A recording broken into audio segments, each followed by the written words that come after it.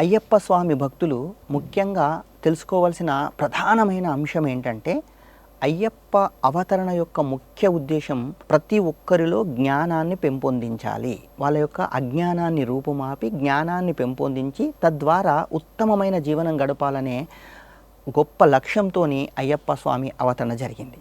ఇక్కడ ఎవరైతే ఈ గురుస్వాములు ఉంటారో వారు ఖచ్చితంగా ఈ మాలాధారణ వేసుకున్న వాళ్లకు ఖచ్చితంగా జీవన విధానంలోని మాధుర్యాన్ని తమ అనుభవాల ద్వారా తెలియజేసి తద్వారా ఉత్తమ పౌరులుగా వాళ్ళు అంటే మాల అయిపోయిన తర్వాత కూడా వాళ్ళు ఖచ్చితంగా ఒక మంచి ఉత్తమమైన జీవనాన్ని గడపడానికి ప్రోత్సహించేలా అయ్యప్ప స్వామి తత్వాన్ని వారికి బోధించాలి. మరి ఏంటి అయ్యప్ప స్వామి తత్వం అంటే, యాక్చువల్గా మనిషికి ఖచ్చితంగా ఏదో ఒక సందర్భంలో ఏదో ఒక అంశానికి మనిషి దుఃఖాలవుతాడు.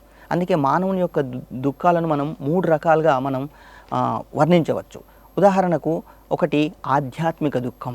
ఈ ఆధ్యాత్మిక దుఃఖం అనేది మన యొక్క శరీరం, అలాగే శారీరక, అలాగే మన యొక్క మనం చేసే పనుల ద్వారా అంటే మనం అలాగే మన అరిషడ్వర్గాల ద్వారా మనం పొందే దుఃఖాలను ఆధ్యాత్మిక దుఃఖాలు అంటారు. తర్వాత ఆది భౌతిక దుఃఖాలు. ఇక్కడ ఆది భౌతిక దుఃఖాలు అంటే ఇతరుల ద్వారా, ఉదాహరణకు ఒక దొంగలు వచ్చి మనల్ని కొట్టడము, లేకపోతే ఒక జంతువు ద్వారా మనం ఏమన్నా ఇబ్బందికి గురి అవడము, ఇలా ఇతర భౌతికమైన విషయాల ద్వారా వచ్చే దుఃఖాలను ఆది భౌతిక దుఃఖాలు అంటారు. అలాగే ఆది దైవిక. ఈ ఆది దైవిక దుఃఖాలు అనేది హఠాత్తుగా ఏర్పడే సంఘటనల వల్ల, ప్రకృతి వైపరీత్యాల వల్ల జరిగే సంఘటనలు. అంటే ఈ 3 దుఃఖాలను ఈ 3 దుఃఖాల వల్ల మనిషి ఎప్పటికి కూడా చింతిస్తూ ఉంటాడు. మరి ఆ చింతన వెళ్ళి మనిషికి నిజమైనటువంటి జ్ఞానం కలిగి మనిషికి ఏ విధంగా అయితే అతడు ఉత్తమమైన జీవితాన్ని గడపడానికో మనకు ప్రస్థానత్రయం ద్వారా మనకు వివరించబడ్డది. అంటే మనిషి యొక్క దుఃఖాన్ని పొడగొట్టి మనిషికి ఆనందాన్ని కలిగించే అంశాలలో ముఖ్యంగా ప్రస్థానత్రయం. అవి బ్రహ్మసూత్రాలు, భగవద్గీత, ఉపనిషత్తులు. జనరల్గా బ్రహ్మసూత్రాల కోసం చాలామందికి, ఎక్కువ మందికి అది ప్రాచుర్యంలోకి రాలే. చాలా గొప్పదైన అంశమైనప్పటికీ కూడా ఎక్కువ ప్రాచుర్యం రాలే. అలాగే ఉపనిషత్తులు అనేది కూడా అందరూ చదవలేరు. మరి ఉపనిషత్తుల జ్ఞానాన్ని కూడా పూర్తి స్థాయిలో మనకు అందించే వాళ్ళు చాలా తక్కువగా ఉన్నారు. ఇక 3వది భగవద్గీత. అంటే హిందువుల పవిత్ర గ్రంథాన్ని మనం భగవద్గీతగా పేర్కొంటాం. ఆ భగవద్గీతలో మనకేం చెప్పాడు అనే విషయాన్ని అయ్యప్ప భక్తులకు ఈ గురుస్వాములు బోధించినట్లయితే ఖచ్చితంగా ఉత్తమమైన జీవనాన్ని. మరి భగవద్గీత మనకేం చెప్పింది? చాలామందికి భగవద్గీత అనగానే అదేదో పూజా గదిలో ఉంచాల్సిన గ్రంథము, లేదా ఎప్పుడో ఒకసారి పఠనం చేయాల్సిన గ్రంథము, లేకపోతే ఈ మధ్యకాలంలో కొంతమంది చనిపోయినప్పుడు దాన్ని రికార్డు వేయడం, ఇట్లా ఒక వేరే భావన కలుగుతుంది. కానీ వాస్తవానికి ప్రపంచ సాహిత్య చరిత్రలో ఒక అత్యద్భుతమైన మానసిక వికాసానికి గ్రంథం. అంటే పెద్ద పెద్ద మోటివేషన్ క్లాసులు, స్పిరిచువల్ క్లాసుల్లో ఎంతైతే గొప్ప జ్ఞానం ఉంటుందో అవన్నిటికంటే గొప్పదైన జ్ఞానం, మనిషికి కావలసిన మనిషి విజ్ఞానం, సుజ్ఞానం, ప్రజ్ఞానం అన్నిటినీ అన్నిటినీ కూడా భగవద్గీతలో మనకు శ్రీకృష్ణ పరమాత్మ అర్జున్ని నిమిత్త మాత్రుని చేసుకొని ప్రపంచానికే ఒక గొప్పమైన జ్ఞానాన్ని అందించిన గొప్ప పుస్తకం భగవద్గీత. మరి ఆ భగవద్గీత ఏముంటుంది భగవద్గీతలో అనేది, జనరల్గా మీరు ఎవరికైనా ఒక భగవద్గీత ఇచ్చి చదవమని మనం అన్నప్పుడు ఆయన ఒకసారి పేజీలు తిరిగేస్తాడు. పేజీలు తిరిగేసి దాంట్లో ఏముంటాయి, కొన్ని సంస్కృత శ్లోకాలు ఉంటాయి. ముందుగా అర్జున విషాద యోగం ఉంటుంది. అర్జున విషాద యోగంలో ఏంటిది, వాస్తవానికి భగవద్గీత ఏం స్టార్ట్ అయింది, ధర్మక్షేత్రే కురుక్షేత్రే సమవేత యుత్సవ మామకాం పాండవచ్చైవ కిమకుర్వత సంజయ అని ఉంటుంది. అంటే ఈ ధృతరాష్ట్ర ఊహాచలో ఫస్ట్ ధృతరాష్ట్ర ఊహాచతో భగవద్గీత స్టార్ట్ అయింది. అది చదివి దాని తర్వాత శ్లోకాలు చదువుతుంటే ఎవరికి కూడా ఏం అర్థం కాదు. అందుకే ఎవరికన్నా భగవద్గీతను చదవమని కానీ భగవద్గీత సారాంశాన్ని చెప్పాలనుకున్నప్పుడు ముఖ్యంగా భగవద్గీత అంటే ఏంటి, భగవద్గీత ఎందుకు చదవాలి అనేది ఖచ్చితంగా ఉన్నాయి. ఈ అయ్యప్ప స్వామి భక్తులకు ఈ గీతలో బోధించినటువంటి కర్మ సిద్ధాంతం అనేది కరెక్ట్గా అర్థమైతే ఖచ్చితంగా ఒక ఉత్తమమైన జీవనాన్ని గడపడానికి సాధ్యమవుతుంది. అందుకే భగవద్గీతను 3 షట్కాలుగా విభజించాం. మొట్టమొదటిది కర్మ షట్కం. అంటే ఆత్మ సంయమన యోగం వరకు, అంటే అర్జున విషాద యోగం నుంచి సాంఖ్యయోగం, కర్మయోగం, జ్ఞానయోగం, విజ్ఞాన యోగం, ఆత్మ సంయమన యోగం, అంటే 6 అధ్యాయాలు భగవద్గీతలోని కర్మ షట్కాన్ని గురించి చెప్తాయి. తర్వాత క్షేత్రజ్ఞ విభాగం నుంచి మళ్ళీ 12వ అధ్యాయమైనటువంటి భక్తి యోగం వరకు ఆ 6 అధ్యాయాలను భక్తి షట్కము అంటారు. దాని తర్వాత మిగిలిన 6 అంటే మోక్ష సన్యాస యోగం వరకు మిగిలిన 6 అధ్యాయాలను జ్ఞానయోగం అంటారు. అంటే ఒక వ్యక్తి కర్మను భక్తిని ఉపయోగించుకొని ఏ విధంగా జ్ఞానాన్ని పొందాలి అంటే కర్మలలో భక్తి ఎప్పుడైతే వస్తుందో అప్పుడు జ్ఞానం ఆటోమేటిక్గా వస్తుంది. ఇది చెప్పే ఒక అద్భుతమైన గ్రంథం భగవద్గీత. అంటే మనం చేసే ప్రతి కర్మ అది ఎలాంటి కర్మ, ఆ కర్మలను చేయడం వల్ల పొందే ఫలితాలేంటి, ఆ ఫలితాల వల్ల దుఃఖాలేంటి అంటే ఇక్కడ కేవలం అయ్యప్ప మాలాధారులే కాకుండా ప్రతి ఒక్కరూ తెలుసుకోవాల్సిన అంశం ఏంటంటే మనము ఎలాంటి కర్మలు చేయాలి, ఆ కర్మల వల్ల మనం ఎలాంటి ఫలితాలు పొందుతున్నాం, అసలు కర్మ ఫలితాన్ని మనం పొందాలనా పొందొద్దా, లేకపోతే ఆ కర్మ ఫలితాన్ని మనం ఎలా వదిలిపెట్టాలి అనేది మనకు చాలా చాలా శ్లోకాల్లో భగవద్గీతలో కనిపిస్తుంది. కర్మణ్యవాధికారస్తే మా ఫలేషు కదాచన మా కర్మ ఫలహేతుర్బుద్ధి మాతో సంగస్య కర్మని త్యక్త కర్మ ఫలాసంగం నిత్యతృప్తో నిరాశ్రయ కర్మణ్యభి ప్రవృతోపి నైవం కించిత్య రోదసే నహి దేహ భృతో శక్యం త్యక్తుం కర్మణ్యశేషస. ఇలా చాలా చాలా రకాలుగా కర్మల గురించి మనకు అద్భుతంగా ఉంది. మరి ఆ కర్మ సిద్ధాంతం అనేది ఏ విధంగా ఉంటుందో ఒక గురుస్వామి ద్వారా ఆ శిష్యులకు అంటే అయ్యప్ప మాలాధార వేసుకున్న వాళ్ళందరికీ కూడా ఖచ్చితంగా కర్మల యొక్క ఫలితాలను ఖచ్చితంగా ఈ 41 రోజుల్లో చక్కగా మనకు వారికి వివరించినట్లయితే ఖచ్చితంగా ఆ ఫలాలను వాళ్ళు పొంది ఉత్తమమైన జీవనం గడపడానికి ఉపయోగపడుతుంది. అలాగే అయ్యప్ప మాలాధారణ వేసుకున్న భక్తులు తమ జీవిత కాలంలో పాటించాల్సినటువంటి గొప్ప నీతిజ్ఞత ఈ మాలాధారణ 41 రోజుల్లో వాళ్ళు ఖచ్చితంగా పాటించినట్లయితే తద్వారా వాళ్ళు మిగిలిన జీవితం కూడా ఇక్కడ చాలామంది మాల వేసుకోవడం నుంచి మాల విసర్జన వరకు ఒక దీక్షగా భావించి ఒక సంవత్సరానికి నేను అయ్యప్ప మాల వేసుకున్నాను, నేను 2 సార్లు మాల వేసుకున్నాను, నేను 3 సార్లు మాల ఇలా సంఖ్యను పెంచుకుంటూ పోతున్నా. అందరూ కాదు, దయచేసి అలా చేస్తే ఎన్ని దీక్షలు చేసినప్పటికి కూడా మనకు ఉపయోగం ఉండదు. ఇది ఒక ఉత్తమమైన గురుస్వామి మనకు చెప్తుంటాడు. అలాగే కేవలము అక్కడ అర్జునుడికి ఏ విధంగానైతే శ్రీకృష్ణుడు గీతోపదేశం చేశాడో ఈ గురుస్వామి ఈ అయ్యప్ప మాలాధారునికి ఈ మానవ జీవితం యొక్క పరమార్థాన్ని ఖచ్చితంగా తెలియాలి. అందుకే అయ్యప్ప స్వామి మాలలు వేసుకున్న వాళ్ళు సాధ్యమైనంత వరకు మౌనాన్ని పాటించి వారు పుస్తక పఠనం చేయాలనుంది. అది అయ్యప్ప తత్వం. అయ్యప్ప తత్వంలో మనకు ముఖ్యమైనది ఇదే. రెండవ అంశం ఏంటంటే మనకి ఇక్కడ మనందరం కూడా ఒక ఉత్తమమైన జీవన విధానానికి కావలసినటువంటి సోపానాలను మనం ఇక్కడ వేసుకోవాలి. మీరు ఇప్పుడు అయ్యప్ప మాల వేసుకొని శబరిమల వెళ్ళినప్పుడు అక్కడ ఒక 18 ఉంటుంది. ఆ 18 మీద మనందరము అంటే ఎవరైతే మాలాధారణ చేసి ఇరుముడి కట్టుకుంటారో వాళ్ళు మాత్రమే ఆ మెట్లెక్కి స్వామి దర్శనం చేసుకుంటారు. మిగతా వారికి అవకాశం లేదు. మిగతా వారు వేరే మార్గం గుండా వెళ్ళి చేసుకోవచ్చు. మరి ఇక్కడ ఎందుకు అనేది మనం ఇక్కడ ఆలోచించినట్లయితే అయ్యప్ప స్వామి ఈ 18 ఉన్నప్పుడు ఎప్పుడైతే అయ్యప్ప స్వామి ఈ మహిషిని సంహరించినప్పుడు మిగతా అందరూ దేవతలు మునులు మహర్షులు అందరూ చాలా సంతోషించి ఆ అయ్యప్ప స్వామి దేవాలయానికి పోయే 18 మెట్లుగా వాళ్ళు మారారు. మరి ఒక అంత గొప్పదైన ఆ మెట్లను మనం ఒక అజ్ఞానంతోని కేవలం మాల వేసుకున్నంత మాత్రాన సరిపోదు. ఆ మాలలో ఉన్నటువంటి రహస్యాన్ని ఆ జీవన విధానాన్ని అర్థం చేసుకొని దానిని పాటించినప్పుడు మాత్రమే ఆ మాల యొక్క ముఖ్యమైన ఉద్దేశం నెరవేరుతుంది. అంటే మనము ఇరుముడిని నెత్తి మీద శిరస్సుపై ఉంచుకొని మనం ఆ మెట్లను ఎక్కేటప్పుడు మన మనసులో ఒక భావన ఉండాలి.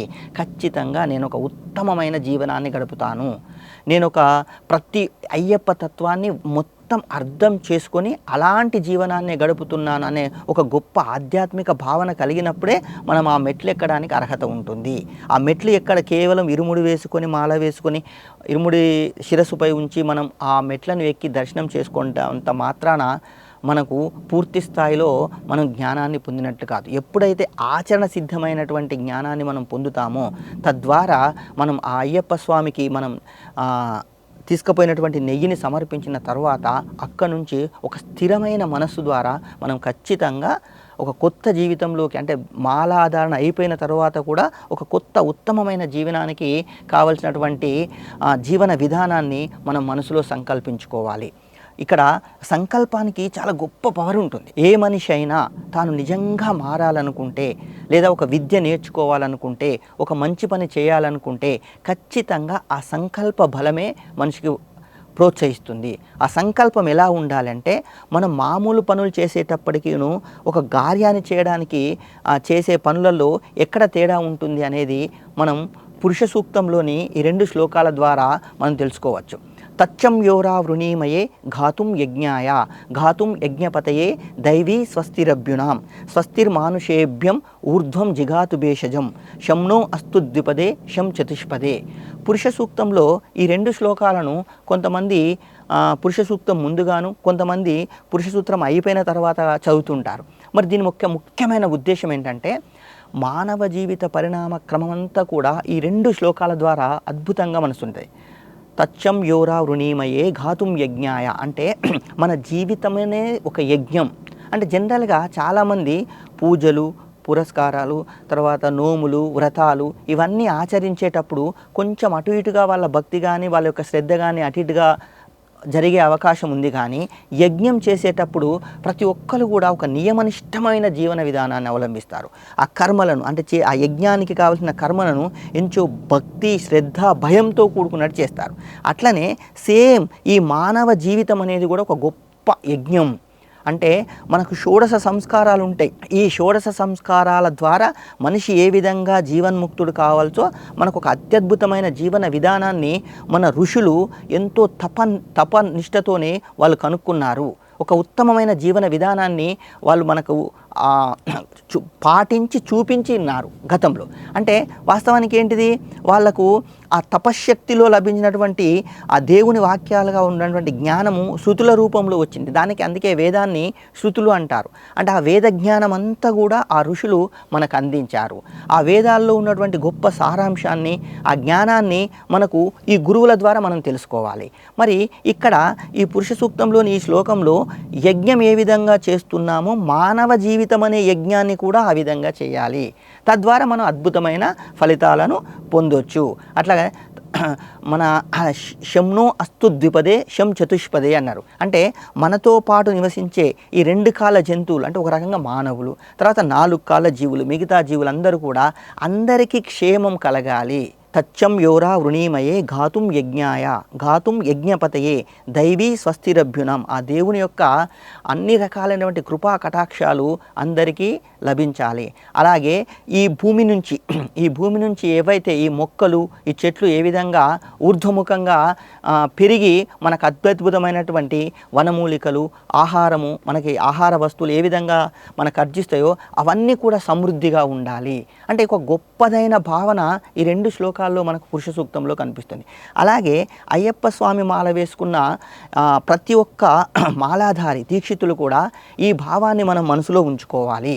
అలాగే ఉత్తమమైన జీవనాన్ని గడపడానికి కావలసినటువంటి ప్రతి అంశాన్ని ఈ మాలాధారణ సమయంలో మనం నేర్చుకోవాలి. అందుకే ప్రతి ఒక్కరు కూడా ఆ మాలాధారణ సమయంలో ఉన్నటువంటి ప్రతి అంశాన్ని జీవితాంతం పాటించినట్లయితే సమాజం శాంతియుతంగా ఉంటుంది అనడంలో ఎలాంటి సందేహం అక్కరలేదు. మరి ఇక్కడ ఈ మాలాధారణ తర్వాత ఈ ఇరుముడి కట్టుకునేటప్పుడు మళ్ళీ మనకు కొన్ని అంశాలను మనం దృష్టిలో పెట్టుకోవాల్సి ఉంటుంది.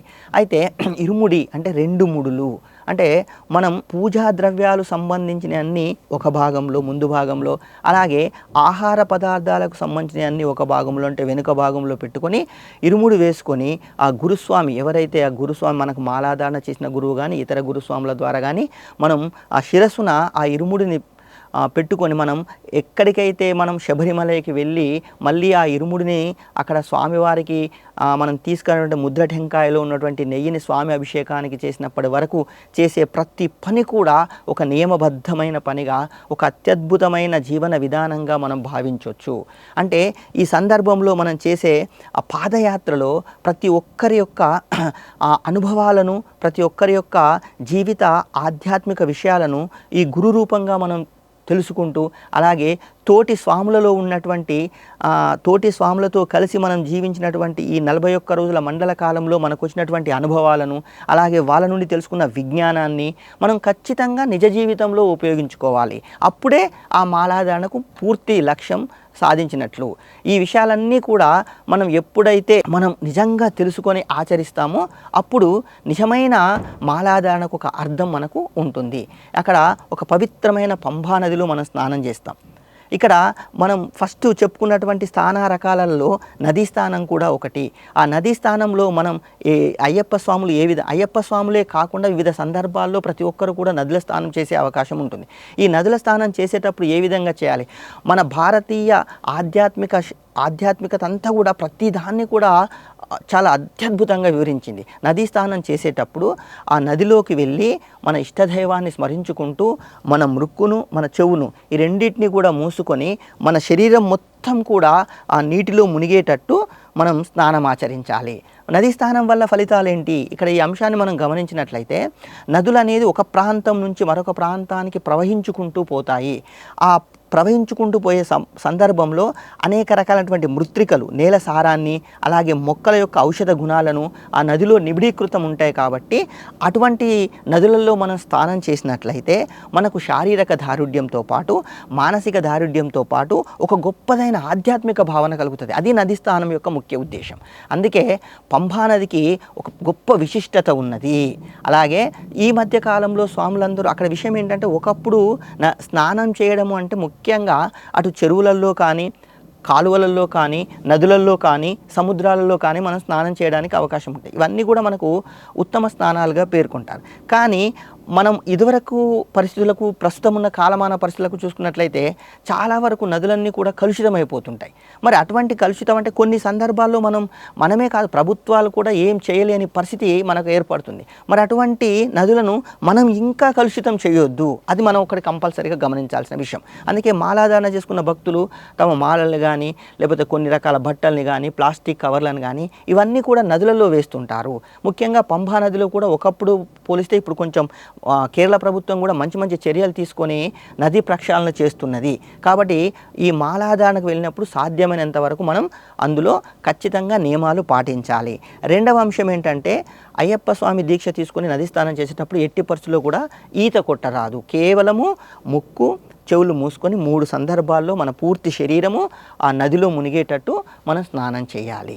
అందుకే ఆటోమేటిక్గా ఒక గొప్ప భావన మామూలుగా ఉన్న స్నానాలకు నదీ స్నానం చేసినప్పటికీ మనకు ఒక ఆధ్యాత్మిక భావాన్ని పెంపొందించడంలో నదీ స్నానం చాలా ప్రాముఖ్యత వహిస్తుంది. దాని తర్వాత మనం అక్కడి నుండి యాత్ర ప్రారంభమయ్యి శబరిమలై వెళ్ళే వరకు ప్రతి సంఘటన కూడా మనలో ఒక ఆధ్యాత్మిక భావాన్ని పెంచాలి. ఈ పేట తుల్లై చాలామంది స్వాములు అక్కడ పేటతుల్లైలో నృత్యాలు చేస్తుంటారు. వివిధ రూపంలో కోయ రూపంలో చేస్తుంటారు. అక్కడ ఈ భావన ఏంటంటే వాస్తవానికి ప్రకృతి సిద్ధమైన సృష్టిలో మనం ఏ విధంగా అంతర్లీనంగా కలిసిపోవాలి. అక్కడ వెళ్ళిన ఎంత గొప్ప వాళ్ళైనా వాళ్ళు ఏ స్థాయిలో ఉన్న వ్యక్తులైనా కూడా ముఖానికి వివిధ రకాల కలర్లు పెట్టుకోవడం, తర్వాత పూసలు పెట్టుకోవడం, ఈకలు ధరించడం, ఇవన్నీ కూడా ఒక గొప్ప భావన కలుగుతుంది. అంటే ఇక్కడ అందరూ సమానమే అనే ఒక ఆధ్యాత్మిక భావన కలుగుతుంది. అలాగే కన్నెమూల గణపతికి నమస్కరించడం కానీ, ఇక్కడ పంబా గణపతికి నమస్కరించడం కానీ, మాలికాపురోత్తమ దేవికి నమస్కరించడం కానీ, అలాగే కొత్త స్వాములు వెళ్ళినప్పుడు శరంగుత్తిలో బాణాలు పెట్టడం కానీ, ఇవన్నీ కూడా ప్రతి ఒక్క అంశం కూడా మనలో ఒక మానసిక ఆధ్యాత్మిక ఉత్తేజాన్ని కలిగించేలా ప్రతి అంశాన్ని కూడా మనం మన జీవితానికి అన్వయించుకుంటూ జీవనాన్ని గడపాలి. దాని తర్వాత అయ్యప్ప స్వామి సన్నిధిలో నిజంగా ఎన్నో జన్మల పూర్వజన్మల సుకృతం ఉంటే తప్ప అయ్యప్పమాల వేసుకోవడం కానీ, అయ్యప్ప దర్శనం శబరిమలలో అయ్యప్ప దర్శనం చేసుకోవడం కానీ అంత ఈజీగా అందరికీ సాధ్యం కాదు. ఎంతోమంది ఈ నియమాలకు భయపడి వాళ్ళ మనసులో భక్తి భావన ఉన్నా కూడా వాళ్ళు మామూలుగా ఈ మిగతా స్వాములైతే ఏ విధంగా నియమనిష్టలతో ఉంటారో కొంతమంది మాల వేసుకోకుండా నియమనిష్టములతో ఉంటారు. ఒక సివిల్ స్వామిగా వెళ్ళి దర్శనం చేసుకుంటారు. ఎందుకంటే అదంత ఈజీ కాదు. అయ్యప్ప మాల వేసుకొని ఆచార నియమాలు పాటించడం అనేది అంత సులభమైనది కాదు అనే భావన వాళ్ళు ఉంటుంది. మరి అంత గొప్ప అక్కడ వాళ్ళు భయపడే పరిస్థితి, మనం ఇక్కడ మాల వేసుకున్నాం, అయ్యప్పను నమ్మాం, భక్తిపూర్వకంగా ఉన్నాం అనే అంశాన్ని దృష్టిలో పెట్టుకొని మనం ఒక సాక్షాత్తు అయ్యప్ప స్వరూపమే అయిపోతాం మనం. అందుకే చాలామంది మన కాళ్ళకు నమస్కారం చేస్తుంటారు. అప్పుడు మనం దాన్ని అయ్యప్పకు నమస్కారం చేసినట్టుగా భావించాలి. అందుకే అంత గొప్ప అవకాశం మనకు ఈ అయ్యప్ప మాల వస్తుందనే విషయాన్ని మనం గమనించాల్సి ఉంటుంది. అలాగే మానవ జీవితం అన్న మొత్త జీవిత లక్ష్యమైనటువంటి ఆనందాన్ని ఫలాన్ని మనకి మాల రూపంలో మనకు లభిస్తుంది. ఇక కొన్ని విషయాలను గమనించినట్లయితే ముఖ్యంగా అయ్యప్ప తత్వం ఏంటనేది మనం తెలుసుకున్నప్పుడు దాన్ని ఆచరించడానికి ఎక్కువగా ప్రయత్నించాలి. ఈ మిగతా నియమాలు మాలాధారణలో ఉన్నప్పుడు మామూలు నియమాలకును కేవలము మాలాధారణ అయిపోయిన తర్వాత మనం గడిపే జీవనానికి ప్రధానమైనటువంటి భావన అయ్యప్ప తత్వం. ఏ ఉద్దేశం కొద్దైతే మనిషిని అజ్ఞానం నుండి సుజ్ఞానంలోకి మార్చడానికి, అంటే ఒక కోడి గనుక తన పెంకును పగలగొట్టుకొని కోడిపిల్ల ఏ విధంగా బయటికి జన్మనిస్తుందో అలాగే ఇక్కడ ఈ దీక్ష తీసుకున్నట్లయితే ఆ దీక్ష వల్ల మనకు నిజ జీవితంలో కలిగే, అంటే మనకు కూడా ఒక రకమైనటువంటి గొప్ప భావన కలగాలి. ఆ భావన ద్వారా మన జీవితాన్ని ఒక సుస్థిరంగా అలాగే ఒక అజ్ఞానం రూపుమాపి జ్ఞానం పొందే దిశగా మన జీవితాన్ని గడుపుతుంటాయి. మరి రెండవ అంశము, ఇక్కడ ప్రతి ఒక్కరు అంటే ఓన్లీ అయ్యప్ప స్వామి దీక్ష వేసుకున్న వాళ్ళే కాకుండా మిగతా వాళ్ళందరూ కూడా చేయాల్సిన దాన్ని మనకు చాలా పురాణాలలో, ఇతిహాసాల్లో, గ్రంథాలలో అత్యద్భుతంగా వివరించారు. మరి ఏంటి అంటే మనం ఒకసారి మన జీవన విధానం ఏంటనేది ఒకసారి పరిశీలన చేసుకుంటే మనం ఎక్కడి నుంచి వచ్చాం, ఒక ఆటవిక దశ నుంచి ఒక సామాజిక దశకు, ఒక సామాజిక దశ నుంచి ఒక నియమాలతో కూడినటువంటి దశకు వచ్చినాం. అంటే ఇక్కడ మన ఎందరో గొప్ప ఋషులు, యజ్ఞులు వాళ్ళందరూ కూడా ఒక గొప్ప నియమాలను మనకు ఏర్పరిచి వెళ్ళారు. ఈరోజు మనం అనుకుంటాం, మనం సమాజాన్ని గౌరవించినట్లయితే సమాజంలోని ప్రతి ఒక్కడు ఏం చేస్తారు, చట్ట ప్రకారం, న్యాయ ప్రకారం, రాజ్యాంగం ప్రకారం జీవనాన్ని కొనసాగించాలని ఉంటుంది. మరి ఈ చట్టము, రాజ్యము, న్యాయము, ఇవన్నీ ధర్మము, ఇవన్నీ కూడా మనకు ఆల్రెడీ ఎప్పుడో ఉన్నాయి. ఆ ఎప్పుడో ఉన్నటువంటి జ్ఞానాన్ని మనం ఎందుకు కొంచెం నిర్లక్ష్యం చేస్తున్నాము అంటే పూర్తి స్థాయిలో మనం జ్ఞానాన్ని తెలుసుకోలేకపోవడం వల్ల. అందుకే అక్కడ ఎక్కడైతే రాజ్యాంగంలోని నియమాలను పాటించకుంటే మనం ఏ విధంగా శిక్షార్హలం అవుతామో అలాంటి నైతిక సూత్రాలన్నీ కూడా మనకు ధర్మశాస్త్రాలలో అలాగే వేదాలలో, ఉపనిషత్తులలో, ఇతిహాసాలలో ఉంచారు. అవన్నీ మనకు ఆ జ్ఞానాన్ని అందించడానికే అయ్యప్ప ధర్మశాస్త్రగా అవతరించినాడు. శాస్త్ర అంటే ఏంటంటే ఒక గొప్ప జ్ఞానాన్ని అందించే ఒక అంశము, అజ్ఞానాన్ని రూపుమాపి జ్ఞానాన్ని అందించే రూపము. రెండవది శాస్త్ర అంటే ఒకటి అధికారం, ఆజ్ఞాపించే అధికారం. సో ఇక్కడ మనం చేయాల్సిన అంశం ఏంటంటే అయ్యప్ప స్వామి దీక్ష తీసుకున్న వాళ్ళు ఖచ్చితంగా ప్రతి ఒక్క అంశంపై అవగాహన పెంచుకొని అయ్యప్ప స్వామి యొక్క ముఖ్య ఉద్దేశాన్ని అర్థం చేసుకొని ఆ గురుస్వాములకు శుశ్రూషలు చేస్తూ వారు ఏ విధంగానైతే జీవనాన్ని గడుపుతున్నారో వాళ్ళ జీవితాన్ని ఆదర్శంగా చేసుకొని తోటి సమాజంలోని ఇతరులను వద్ద మనం ఏ విధంగా ఉండాలో తెలుసుకొని ఒక అత్యద్భుతమైన జీవన విధానాన్ని గమనించాల్సిన అవసరం ఈ అయ్యప్ప స్వామి దీక్ష ద్వారా ప్రతి ఒక్కరు పొందాలి. వారు పొందడమే కాకుండా ఇతరులకు ఆదర్శంగా ఉండాలి. వాళ్ళ జీవన విధానం ఇతరులకు ఒక ఉత్తమమైన మార్గంగా కనిపించేటట్లు ఉన్నట్లయితే అయ్యప్ప స్వామి దీక్ష యొక్క ముఖ్యమైనటువంటి ఉద్దేశం పరిసమాపం అవుతుంది. అందరికీ నమస్కారం. Please subscribe to the channel and download the Politicos app from the links in the description.